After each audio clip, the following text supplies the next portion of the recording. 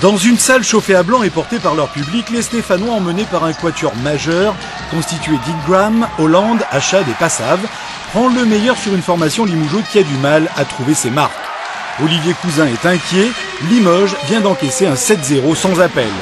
Mais c'est sans compter sur une réaction d'orgueil d'Aurélien Salmon, auteur de 4 paniers à 3 points. Un investissement offensif qui permet aux Limougeaux d'avoir jusqu'à 10 points d'avance. Qu'importe l'essoufflement peu avant la pause, le camp Limougeau est en tête 47-41.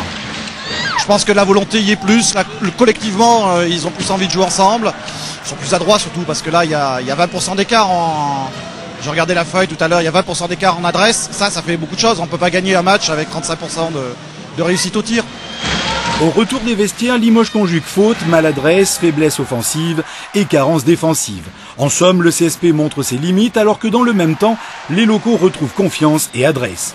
Hollande et Passav font fructifier le capital point stéphanois et voilà Limoges pointant à 6 longueurs, auteur d'un piètre 9 points en 10 minutes. La suite n'est que logique et Limoges s'incline 95-87.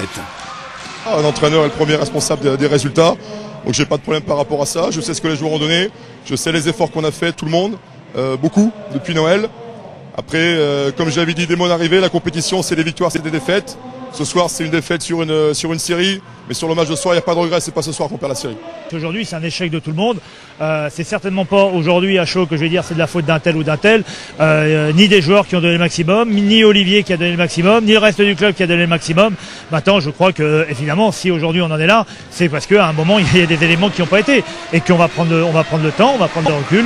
Et, à toute chose malheur est bon et je le dis avec un sourire jaune, c'est qu'on aura un petit peu plus de temps pour travailler sur la saison prochaine.